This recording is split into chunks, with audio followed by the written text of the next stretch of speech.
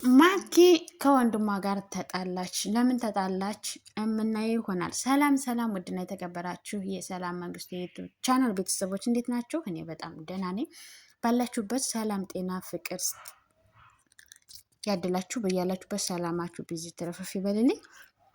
እንግዲህ ዛሬ ይዤላችሁ የመጣሁትኝ በጣም ብዙ ነገሮችን ልንማርባቸው የምንችለው የሚገርም ቪዲዮ ነው ይዤላችሁ የመጣሁት። ምክንያቱም አንዳንዴ እያንዳንዱ ነገሮች ስናያቸው እና ስንከታተላቸው ለእኛ ብዙ ትምህርቶች እንወስዳለን፣ ዘና እንልባቸዋለን፣ ከድብርት እንወጣባቸዋለን፣ ትምህርቶች እናገኝባቸዋለን። እንግዲህ ማኪ ልዑሌ እህቱን ሂዶ ተቆጥቷታል። ምክንያቱም እሷ ያፈቀረችው ወንድ በጣም ባለየና ተደባዳቢ ጠጭ ሰካራም እንደሆነ ነው ያየው። ምክንያቱም አሯሩጦ ይዞ ሄዶ ልጁን ቅጥቅጥ አርጎ ደብድቦ ከሴት ላይ እጅህን የምታነሳ ብሎ ታፍቶበት ሲሄድ ስላየው ለእህቱ እንደማይሆን በማሰብ ሎሌ እህቱን መቶ ተቆጥቷታል። እሷ ደግሞ እኔ እሱን ወድጀዋለሁ፣ ለእሱ ያለኝን ስሜት መደበቅ አልችልም ብላ መልሳለታለች። እንግዲህ እሱም ደግሞ አንድ ጓደኛው ስልክ ሰርቆ አይቶ ስለነበረ የሰረከውን ስልክ መልስ ሲለው እኔ እኮ ሰውየውን አላውቅም ሲለው ይሄን ስልክ ባትመልክ ዘቅዝቄ ነው የምገርፍህ አለው። ልጁም ግራ ተገባ። ሰውየውን አያውቀውም። ይሄን ደግሞ መዋሸት አይችልም፣ ምክንያቱም ተደባዳቢ ስለሆነ ማለት ነው። እንግዲህ መኪም ፍቅረኛዋ ከቤት መጥቶ አይኖቿን ሲሸፍናት በተጨፈኑ አይኖች ውስጥ ያንተ ምስል አለ። አይኖቹ እንኳን ባያዩ ያንተ ምስል አይረሱም ትላለች። እሱም ደግሞ ይህን ፍቅር በልቤ ላይ አኖረዋለሁ እያወራት እያለ ሉሌ መቷት ስለነበር የጣት ምልክቱን ከፊቷ ላይ ሳይ ተቆጣ፣ ደነገጠ። ማን ነው የመታሽ? አንቺን የነካሽ ሁሉ ለእኔ ጠላቴ ነው አላት። ከዛ እሷም እንዴ ከወንድሜ ጋር እኮ ነው ትንሽ የተጋጨሁት፣ ሉሌ ጋር ነው የተጋጨ ነው፣ ስለዚህ አትናደድ፣ ሉሌ እኮ ወንድሜ ነው አለችው። እሱ ደግሞ ማንም ይሁን ማን አንቺን የነካሽ ሰው ለእኔ ጠላቴ ነው ብሎ ዘራፍ አካኪ አለባት። ከዛ እሷም አጽናናቸው። ችግር የለም ወንድሜ ስለሆነ ችግር የለውም አያሳስብክ እሺ የኔ ፍቅር ብላ እጁን ሳመችው። ሎሌም መጥቶ እናቱ ከገጠር ታማ መታ ሐኪም ቤት እየወሰዷት እዚህ ተኝታ ነው ያለችው። ከዛ ሎሌም መጥቶ ስለ እህቱ ያለውን ጉዳይ ለእናቱ ነገራት። እናቲቱም ደነገጠች። ኧረ የሰይጣን ጆሮ ይደፈን አለችው። ከዛም ሎሌም የምታርፍ ከሆነ ትረፍ፣ እማታርፍ ከሆነ ግን እኔ ወንድሟ ምን እንደማደርገው ያንን ልክስክስ ፍቅረኛዋን አሳያታለሁ አላት ለእናቱ። እናቲቱ ደግሞ ኧረ እባክህ ልጄ ተረጋጋ፣ ነገሮችን ተረጋግተን ለመፍታት ሞክራለችው። ወንድምየውም ፎክሮና ዝቶ ወጥቶ ሄደ። ከዛ እሷም እንግዲህ እግዚአብሔር የፍቅር ሸማ ያልብሳችሁ እንጂ አለች። አሜን፣ የፍቅር ሸማ ለሁላችንም ያልብሰን እግዚአብሔር አምላክ። እናትም እንግዲህ በማሰብ ብቻዋን ከቤት ቁጭ ብላ እያለች እንግዲህ መኪም ከፍቅረኛዋ ጋር መንገድ ላይ ወጥተው ቁጭ እያሉ ያለ ወግ በሚያደርጉበት የሚያውቁት የሰፈር ሰዎች ሲያዩት አንገታቸውን ደፍተው በፍራቻ ነው የሚያዩትኝ። ከዛ እሷም የተመለከተችውን ነገር ጠየቀችው። አዎ እኔ እንዲፈሩኝ አድርጊያቸው ነው አላት። እንዴ ለምን አለችው። ሰውን በፍቅር እንጂ በማስፈራራት እኮ አይደለም። ስለዚህ ሰዎችን በፍቅር እንዲያዩህና በፍቅር እንዲያከብሩህ ነው እንጂ ማድረግ እንዲፈሩህና እንዲጠሉህ አታድርግ።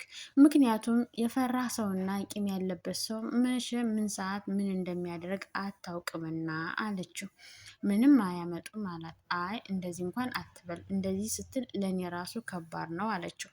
እኔ አንተን በማሰብ ምን ሰዓት የሆነ ነገር ተፈጠረ ምን ሆነ እያልኩኝ ለአንተ በመጨነቅ እኔ ፍርሃት ላይ ነኝ አለችው። በፍጹም አትፍሪ፣ እኔ አንቺ እንድትፈሪ አላደርግም አላት።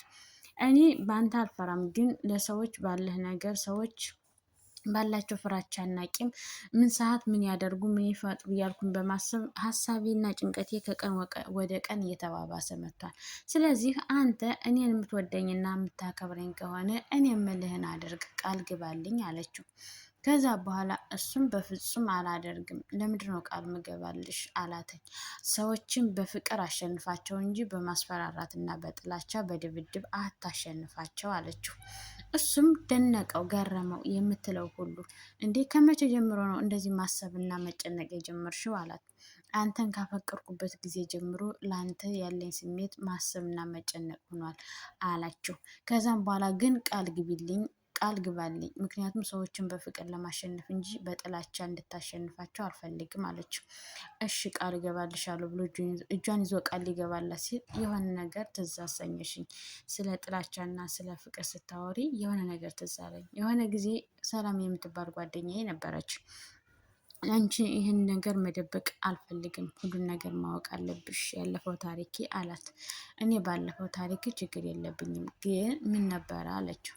የመጀመሪያ ጓደኛዬ ሰላም ትባላለች እና ሜሮን የምትባል ጓደኛዬ ነበረች። ሜሮን ከቀን ወደ ቀን እየተቀራረበችኝ አየች። እሷ ጋር ብዙ ጊዜ ስንገናኝ አየች። ከዛ ፍቅረኛዬ ልትቀማኝ ነው ብላ በጩቤ ወግታ ገደለቻት አላተኝ።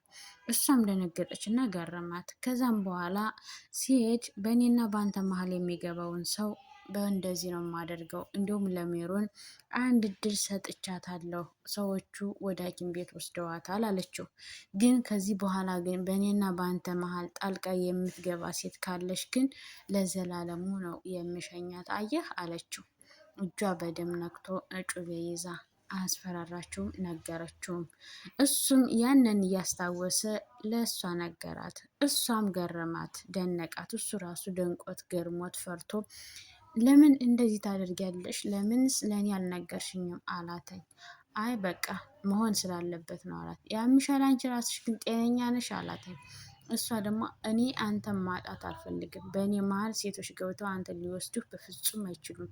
ስለዚህ በቃ ከአሁን በኋላ በእኔና በአንተ ጣልቃ የሚገባ ሴት ወዮለት አለችው። ከዛማ እሱም ደንግጦ ገርሞትም ፈርቶም ዝም ብሎ ያያታል። የምትናገረውን ሁሉ ያዳምጣታል። እሷ ግን ፈገግ እያደረገችው ያለችው ነገር ሁሉ ነገረችው። ስለዚህ በእኔና በአንተ ማንም ሰው እንዳይገባ አስጠነቀቀችው። ከዛ እሱም ዝም ብሎ አዳመጣት። ከዛም በኋላ ስመው ሄደች። አስታውሶ ያንን ነገር ሁሉ ለእሷ ነገራት ሳይደብቅ። ከሷሳም እኔ አምናሃለሁ፣ እኔ የኋላ ታሪክን አልፈልገውም፣ የምፈልገው ከአሁን በኋላ ያለህን ጊዜ በፍቅርና በሰላም እንድትኖር ነው አለችው። ከዛ እሱም እሺ አላትና ተቃቅፈው ጉዟቸውን እየቀጠሉ ነው። ተቃቅፈው በመንገዱ ጉዟቸውን የፍቅር መንገዳቸውን እየቀጩ ያለ ወንድሟ ሎሌ ከኋላ ሆኖ እያያቸው ነው። ከማን ጋር እየሄደች እንደሆነ እያያት ነው። ከዛም ሲያያቸው አንገቱን ነቀነቀና ሎሌ ኮቱን አስተካክሎ ባላየ ሄደ። እሷም ወደ ስራዋ ወደ መስተንግዶዋ ሄደች። እዛ እያስተናገደች እና እየሰራች ባለበት የሆነ ጸይም ልጅ ቲብ ሰጣት። ከፊት ያለችውን እቃ አነሳች እና ቲብ ሰጣት። እዚህ ማዶ ላይም ሆነው የሆኑ ወንዶች ይከታተሏታል። እሱም በፈገግታ ለእሷ ቲብ ሰጣተኝ። እሷም እቃዋን ካነሳሳች በኋላ የሰጣትን ቲብ ተቀብላ አመስግና እሱም አመስግኖ ወደ ጉዞ ቀጠሉ። እሷም እንግዲህ በሰጣት ቲብና በደሞዟ ለእናቷ ሙሉ ልብስ ለወንድሟ ጫማ ገዝታ ወደ ቤቷ ሄደች።